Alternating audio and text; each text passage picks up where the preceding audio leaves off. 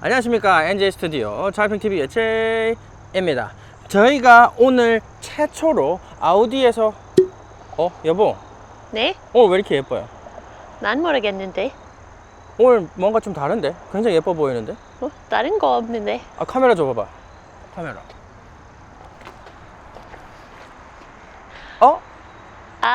우리 여보 액세서리 다 새로 했네? 반지랑 목걸이, 귀걸이 새로 했어. 어쩐지 오늘 예쁘더라. 아나 루이사라는 사이트에서 구할 수 있어요. 정말? 네. 와, 정말 예쁘네. 감사합니다. 혹시 썸 타는 여자분이 있거나 매일 봐도 너무 사랑스러운 여자친구분이 있어서 뭔가 의미 있는 선물을 하고 싶지 않으신가요? 아니면 저처럼 고생하는 와이프한테 감사하는 마음을 전하고 싶지 않으신가요? 다양한 액세서리, 금은 제품을 아나루이사 홈페이지에서 구입할 수 있습니다. 창업형TV 구독자분들을 위해서 특별한 기회가 또 있습니다. 액세서리 구매 시 NJ10을 입력해 주시면 10% 할인 기회까지 얻을 수 있습니다. 아래 고정 댓글을 꼭 확인하시고 링크를 클릭하여서 사랑하시는 분들한테 선물을 하시기 바랍니다. 아우디 최초로 선보이는 컴팩트 SUV의 쿠페형 모델이 드디어 출시가 됐습니다. 쿠페형 모델들이 굉장히 많이 인기를 끌고 있었는데 아우디가 약간 늦은 감이 없지 않아 있지만 이렇게 Q5 스포트백 모델을 가지고 아우디가 이제 등장을 했습니다. 사실 이 아우디 Q5 스포트백은 X4라든지 GLC 쿠페형이라든지랑은 조금 다른 모습을 보여요. 사실 Q5 자체가 굉장히 낮은 전고를 타사에 비해서 보여줬었는데 이 스포트백은 좀 더 다른 모습을 그렇기 때문에 가지고 있지 않나 그렇게 생각을 합니다. 자, 디자인을 먼저 보도록 합시다. 디자인 자체는 크게 변화를 찾아볼 수는 없어요. 앞모습에서는 이 스포트백에서 눈여겨볼 부분은 이 그릴이라고 생각을 하는데요. 이 그릴이 스포트백 전용으로 나왔습니다. 그래서 허니콤도 아니면서 이 창살 모양도 아닌 그런 그릴을 보여주는데요. 자세히 보시면 살짝 허니콤 같이 생겼지만 이렇게 크롬 마감된 이 가니쉬가 이렇게 혓바닥을 내미는 것처럼 넣어놨습니다. 상당히 좀 고급스러워요. 스포티함보다는 조금 더 고급스럽다라는 말씀을 드리고 싶고요. 그리고 또 다른 부분은 요 에어 인테이크입니다. 요 에어 인테이크 보면은 레이더도 디자인 피처로 들어가 있고, 그리고 이 보조개 부분 요 마감이 무광 크롬으로 돼 있는데 사실 스포트백이 아닌 일반 모델에는 가로로 조금 들어가 있거나 세로로 조금 들어가서 약간 좀 보조개 같은 느낌이 들었다고 한다면은 스포트백에서는 살짝 크게 들어가서 좀 큼직하고 과감해 보이는 그런 모습을 보여줍니다. Q5 리뷰를 보시지 않은 분들을 위해서 살짝 말씀을 드린다면은 헤드라이트가 페리 전이랑 많이 변화가 됐죠. 좀 더 누워있는 느낌을 주면서 좀 저돌적인 모습을 하고 있다.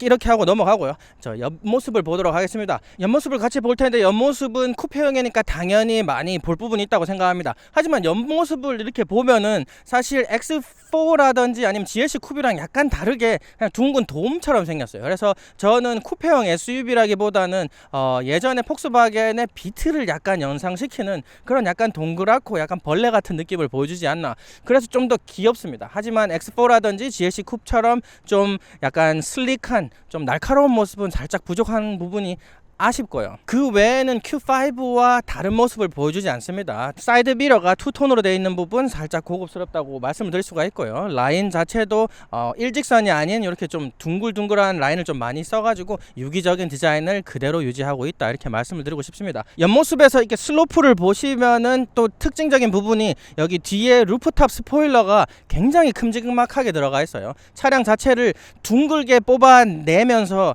이 스포일러를 크게 빼는 바람에 오히려 쿠페형 같은 모습을 약간 잃지 않느냐, 이렇게 생각을 하실 수도 있어요. 저도 그렇게 생각이 되긴 하지만은 스포일러가 크니까 디자인 자체가 좀 더 날카로워 보인다, 이렇게 또 말씀을 드리고 싶습니다. 자, 뒷모습을 같이 보도록 해요. 자, 쿠페형 SUV에서는 옆모습이 가장 큰 변화라고 볼 수가 있는 부분이 될 텐데, 사실 이 Q5는 차라리 스포트백에 오면서 뒷모습이 좀 더 많이 강렬해졌어요. 옆모습은 아까도 말씀드렸듯이 너무 둥글어서 스포트백 느낌보다는 잠깐 귀여운 느낌에 머물렀다고 한다면은 뒷모습은 굉장히 강렬하게 머물러져 있습니다. 자, 옆모습에서 커다랗게 뽑아져 있었던 이 스포일러가 오히려 뒤쪽에서 보면은 굉장히 날카로워요. 이 사이드 스커트 블랙 유광 마감된 거랑 합쳐져 가지고 여기 안에 포켓을 만든다고 느낌이 들 정도로 상당히 디자인이 마감이 잘 되어 있습니다. 그리고 뒤에서 보면은 뒷유리가 슬로프가 이렇게 기울기가 아주 잘 지어져 있고요. 그리고 이트론 스포트백을 보면은 이 스포일러를 완전히 죽여놔서 그 부분 제가 좀 더 마음에 든다고 말씀을 드린 적이 있었는데 Q5는 좀 더 반대예요. 몸매가 너무 둥글기 때문에 이 스포일러를 죽였으면은 차가 좀 더 바보같이 생겼다고 말씀을 할 수도 있을 것 같은데, 지금 보시면은 이 스포일러를 바디가 굉장히 많이 솟아 올라가지고 있습니다. 그래서 스포일러를 만들고 있는데 그게 신의 한 수인 것 같고요. 그리고 또 다른 점을 보신다고 한다면은 요 뒷범퍼입니다. 자, 뒷범퍼를 보시면은 Q5에서는 가짜 배기구 느낌이 확실히 나도록 무광 크롬 가니쉬를 만들어 놨었는데, 요번에는 아예 보타이처럼 이렇게 만들어 놨어요. 그래서 이거를 가짜 배기구라고 느낄 수 없도록 이렇게 만들어 놨기도 했고요. 그리고 까만색으로 뒷범퍼를 거의 대부분 감싸고 있습니다. 이게 하는 역할이 뭐냐면은 이 바디부를 굉장히 좁게 만들어요. 굉장히 좁게 만들어 가지고 뒷부분이 상당히 날카롭습니다. 그래서 Q5를 본다면은 사실 Q5가 이 루프가 굉장히 많이 솟아져 있어 갖고 뒷부분 전체가 이렇게 바디 컬러로 되어 있잖아요. 그런데 지금 이 차량을 보면은 트렁크 스포일러부터 뒷범퍼까지 바디가 굉장히 좁게 나와 있습니다.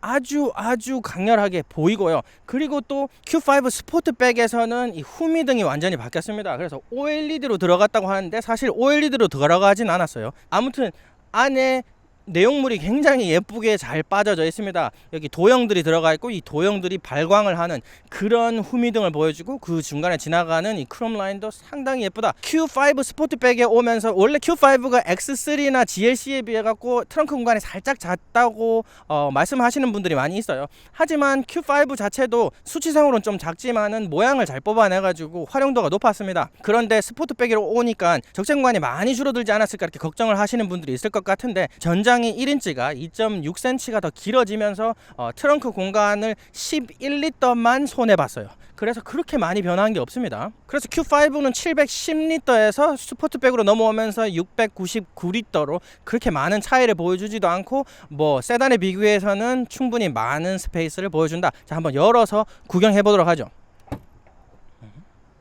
자, 역시나 열어보면은 루프탑이 쓰러져 있어가지고 공간 활용도는 Q5보다는 줄어들었지만 플로어가 상당히 길어진 것을 볼 수가 있습니다. 그래서 플로어가 굉장히 많이 길어져 있어서 제가 이렇게 들어가도 공간이 많이 남습니다. 맞죠? 보이죠? 많이 보이죠? 예. 뒷좌석을 다 눕혀보겠습니다. 활용도를 같이 보도록 해요.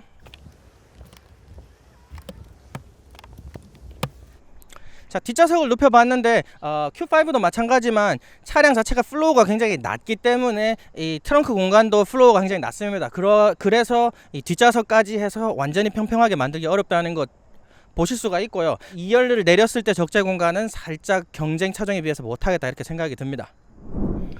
자, 인테리어를 제가 말씀을 드릴 건데 인테리어는 너무 똑같기 때문에 별로 드릴 말씀이 없어요. 현세대 페리전이랑 똑같이 생겼고 요 MMI 기술이 적용된 터치 스크린만 업그레이드 됐습니다. 그리고 터치 스크린하고 디지털 클러스터가 업그레이드 됐죠. 근데 디지털 클러스터는 옵션이에요. 7인치 스크린이 기본으로 들어가고 지금 이 차량은 옵션에 들어가서 12.3인치 디지털 클러스터가 들어가 있습니다. 그리고 10.1인치 터치 스크린이 들어가 있는데 사실 중형이랑 컴팩트 세그먼트 차이를 이렇게 많이 두는 건 저는 그렇게 달가워하지 않습니다. 자, 10.1인치 MMI 스크린이긴 한데 이 피드백, 햅틱 피드백이 없어요. 어떤 거냐면 소리는 딸깍딸깍 나는데 아우디 중형 세그먼트 들어가면 누를 때 이렇게 부르륵 하면서 바이브레이션이 이렇게 전달이 됩니다. 그래서 진짜 버튼을 누르는 느낌이 드는데 이 차량은 소리만 딸깍딸깍 들어가 있어서 햅틱 반응이 좀 많이 떨어진다 이렇게 말씀을 드리고 싶고요. 이 차량은 3D 옵션이 들어가 있지 않습니다. 하지만은 지금 보시면 알겠지만은 굉장히 높은 해상도를 보여줍니다. 특히 이 서라운드 뷰 같은 경우는 정말 저는 이렇게 깨끗한 서라운드 뷰는 저는 처음 본다고 말씀드리고 싶을 정도로 깔끔하고요.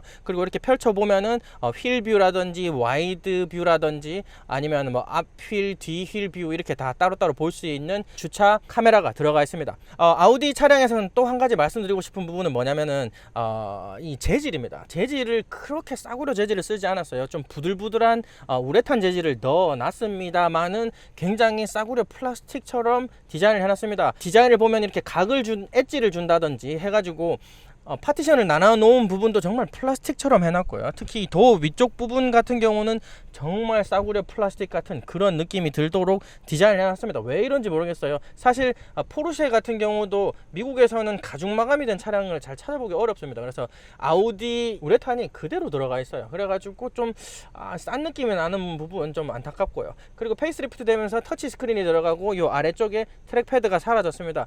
조그 다이얼이 안 들어갈 거면은 트랙패드라도 그대로 놔둬야지 되는 거 아닌가 이렇게 생각이 되고요. 또 똑같이 말씀드리지만 12.3인치의 디지털 클러스터는 정말 눈에 보기 좋다. 그리고 애플 카플레이 그리고 안드로이드 오토가 들어가 있습니다. USB 포트는 앞쪽에 하나, 그리고 USB-C 포트 하나가 또 이 암레스트 안쪽에 들어가 있습니다. 그래서 두 개가 들어가 있는 것을 보이고요. 아래쪽에 보면은 이렇게 조만한 선반이 들어가 있습니다. 여기에 키를 놓는다든지 할 수 있고요. 그리고 너무 공간이 없기 때문에 이 수납 공간을 뒤로 빼게 되면은 안쪽에 컵홀더가 나옵니다. 그렇게 돼 있고요. 그리고 암레스트가 상당히 낮게 배치가 되어 있습니다. 하지만 이렇게 조금씩 올려가지고 높이를 조절할 수 있는 그렇게 돼 있고요. 그리고 이 암레스트가 늘어납니다. 길이가 이렇게 조절이 되는데 뭔가 이렇게 딱딱딱딱 잡아주는 부분이 없어갖고 제가 운전을 하다가 자리를 바꾸려고 이렇게 좀 밀었더니 어이구 이렇게 미끌리는 요런 불편함을 살짝 보여주기도 하고요. 그리고 이렇게 높이 조절하는데 높이 조절의 끝이 어딘지 알기가 어려워서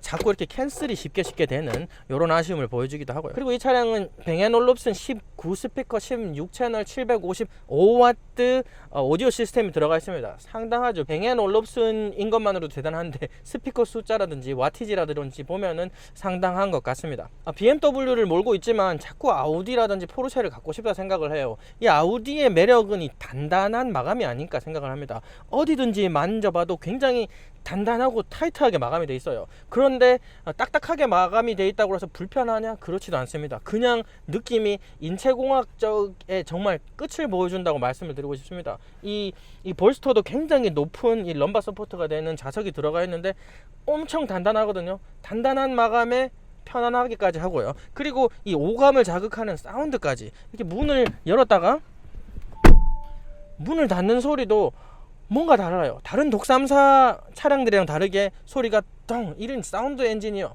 정말 대단한 것 같습니다. 뒷좌석에 가보죠.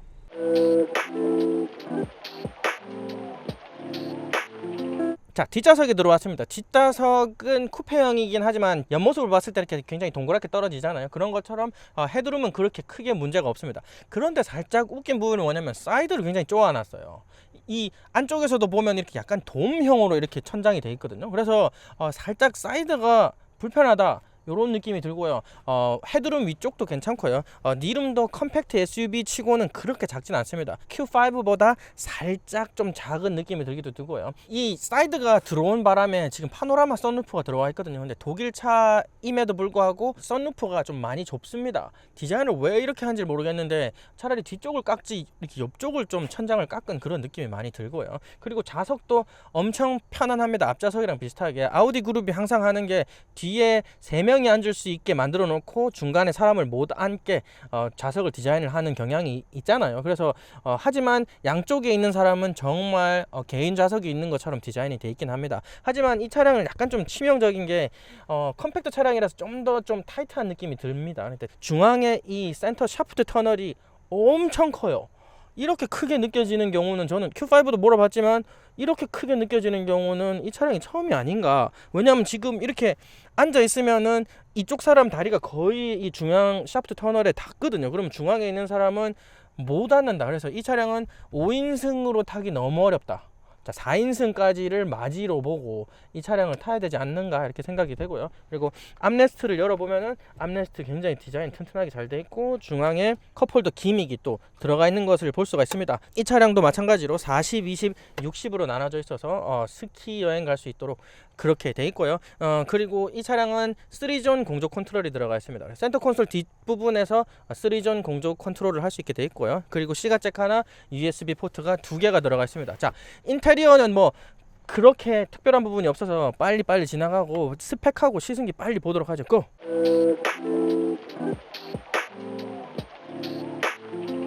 자, Q5랑 스펙도 변함이 없고 Q5 페이스리프트 모델도 페이스리프트 전이랑 파워트레인 변화는 전혀 없었습니다. 그래서 간단하게만 짚고 넘어가겠습니다. 엔진은 똑같이 EA888 Gen3 직렬 4기통 2리터 터보가 들어가 있어요. 45TF-SI 모델이 들어가 있습니다. 그리고 7단 자동 에스트로닉 듀얼 클러치 트랜스미션이 들어갔어요. 자, 이 두 조합이 그나마 다른 아우디보다 살짝 상큼한 느낌이 들긴 들지만 아우디는 역시나 좀 답답한 느낌을 버리지 못합니다. 그런 부분 유념하고 있다가 시승을 나가볼 거고요. 이 차량은 당연히 4륜구동 꽈뚜로 차량이긴 합니다만은 지금 이게 세로 엔진이 들어가 있고 앞바퀴 굴림 베이스가 돼 있기 때문에 엔진이 지금 여기 봐도 너무 앞으로 나와 있네요. 진짜. 이 차량은 또 앞바퀴는 오링크 더블 위시본 서스펜션이 들어가 있고요. 뒷바퀴도 독립 오링크 서스펜션이 들어가 있습니다. 자, 시승을 나가보도록 합시다.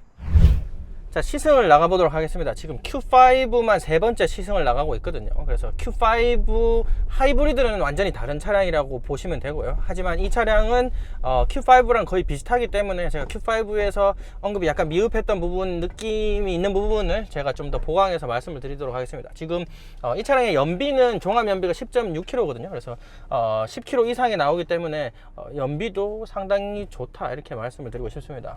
자, 이 Q5가 약간 좀 특이한 부분이 뭐냐면은 이 서양권에서는 컴팩트라고 부르는 게 스포츠랑 약간 동등한 의미로 사용합니다. 그래서 컴팩트 차량이다, 스포츠 차량이다, 요 둘을 혼용해서 쓰기도 합니다. 그래서 이 컴팩트 차량을 스포츠 차량이라고 본다고 하면은 Q5는 굉장히 좀 성공적인 차량입니다. 벤츠보다는 이 노면을 잘 읽지는 못하지만 승차감 자체는 전체적인 질감은 아우디가 굉장히 고급스럽거든요. 근데 Q5는 느낌이 좀 달라요. X3 M40i를 탔을 때 상당히 딱딱한 느낌을 받았었는데 이 차량은 지금 S 차량이 아님에도 불구하고 Q5는 상당히 단단하게 들어가 있습니다. 그래서 뭐 GLC랑은 당연히 비교를 못하지만 X3보다도 오히려 좀 더 딱딱하다라는 느낌을 받을 수 있을 정도로 바디를 상당히 튼튼하게 세팅이 되어 있습니다. 그래서 마감 전체가 손에 닿는 모든 부분을 탄탄하게 마감을 했는데 이 바디까지 탄탄하니까 느낌이 상당히 캡슐레이션이 잘 됐다는 느낌이 듭니다. 컨트롤 면에서는요. 그렇다고 바디가 X3 M40i처럼 뒷골을 딱딱 때릴 만큼 임팩트를 많이 데리고 들어오느냐? 그렇진 않아요. 노면의 그 임팩트 충격을 많이 전해주지도 않으면서 단단한 모습을 보여준다. 그런데 BMW랑 비교를 하자면은 단단한 바디를 갖고 있지만은 이 좀 찰랑거리는 롤을 그렇게 잘 잡지는 못했다, 이렇게 말씀을 드리고 싶습니다. 앞에 모델 S가 두 대가 같이 다니네. 가족차인가 보네요. 지금 EA888 엔진을 보고 있잖아요. 지금 듀얼 클러치 트랜스미션이랑 들어가 있는데 엔진은 벤츠 BMW랑 비교하면 딱 중간에 있다라는 말씀을 많이 드려요. BMW는 스트로크 사이즈가 크고 벤츠는 보호 사이즈가 크죠. 근데 이 차량은 딱 그 중간 느낌입니다. 그래서 약간 중간 느낌이 주긴 주는데 지금 엔진 파워트레인의 문제는 아니라고 봐요. 지금 이 차량 파워트레인을 디자인한 이 디자이너 문제가 상당히 있습니다. 왜냐하면은 이 차량을 보면은 지금 다이나믹 모드 들어가 있고 지금 스포츠 모드로 들어가겠습니다. 다이나믹 모드에 트랜스미션도 스포츠 모드로 세팅을 해놨어요. 문제가 뭐냐고 하면은 적어도 급가속을 하려면은 한 3단까지는 내려가서 우리가 가속을 빵 때려줘야지 최대 출력을 뽑아내면서 출발을 하잖아요. 그런데 이 차량은 3단에서도 힘이 안 나옵니다. 왜 이렇게 세팅을 해놓은지 모르겠어요. 그래서 지금 7단 자동인데 한 중속에서 약간 좀 치고 나가고 싶다, 이렇게 했을 때 제가 억지로 수동으로 3단까지 낮춰도 3단에서도 힘이 안 나와요. 그래서 좀 저단 기어에서 기어비를 좀 힘이 너무 없다. 그리고 두 번째 문제는 지금 스포츠 모드가 들어가 있는 차량인데 이렇게 다운시프트 안 해주는 거 정말 짜증나거든요. 제가 지금 F86 X6M을 몰잖아요. 굉장히 스포티한 차량인데 제 가장 큰 불만이 뭐냐면은 다운시프트를 잘 안 해줘. 그러니까 변속을 자주 안 해줘요. 변속을 자주 하면은 뭐 시내 주행에서 거슬린다 이렇게 말씀하시는 자동차 리뷰어도 있으신 것 같은데 그거는 컴포트 모드를 몰았을 때 문제고, 적어도 스포츠 모드로 달리고 있을 때는 변속을 좀 자주 해가지고 원하는 토크, 원하는 출력을 딱 피드백을 줘야 되잖아요. 저한테 전달을 해줘야 되는데 안 해줍니다. 지금 이 차량의 가장 크나큰 문제는 변속을 안 해줘요. 변속을 너무 안 해줘서 지금 스포츠 모드로 달리고 있는데 지금 4단, 5단, 6단 이렇게 달려도 좀 밟아도 이렇게 페달을 많이 넣었는데도 다운시프트를 안 해줍니다. 다운시프트를 안 해주니까 차량의 푸시감이 당연히 모자라고 그리고 답답합니다. 다운시프트도 제가 거의 플로어링을 해도 다운시프트를 안 해주다가 그러다가 또 나중에 가속이 충분히 붙고 나서 다운시프트를 또 해줘요. 그래서 이 트랜스미션을 이 세팅한 사람의 로직이 좀 문제가 있는 것 같아요. 그러니까 이 로직이 사람 로직이 있고 컴퓨터 로직이 있는데 이 차량은 기계적 로직은 문제가 없지만 사람 로직이 좀 문제가 있는 이 디자이너가 문제가 있는 것 같아요. 자, 하지만 제가 아우디 차량을 갖고 싶다 이런 말씀을 하는 이유가 뭐냐면은 아우디는 감성입니다. 그 노이즈 자체도 엄청 프리퀀시를 잘 걸러내 갖고 몸으로 들어옵니다. 그래서 운전하는 사람한테 좀 감성적인 매력을 많이 전달한다 이렇게 말씀을 드리고 싶습니다. 그래서 일단 지금 다이나믹의 스포츠 트랜스미션을 세팅을 하고 고속도로 잠깐 나가 보도록 하겠습니다. 약간 RPM을 높이고 난 다음에 플로어링을 해볼게요.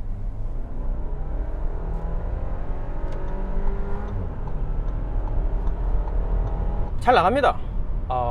사실 Q5를 가지고 제가 정말 답답했던 부분은 제가 RPM을 충분히 좀 이렇게 좀 속된 말로 훅갓이라고 하잖아요. 그렇게 해서 RPM을 살짝 올려놓지 않은 상태에서 플로어링을 하면 차가 막 토한다는 느낌을 받을 정도로 리스폰스가 안 좋았거든요. 그런데 RPM을 충분히 좀 올려놓은 상태에서 플로어링을 하니까 리스폰스는 상당히 좋은 편입니다. 하지만 역시나 다운시프트를 빨리 안 해줘요.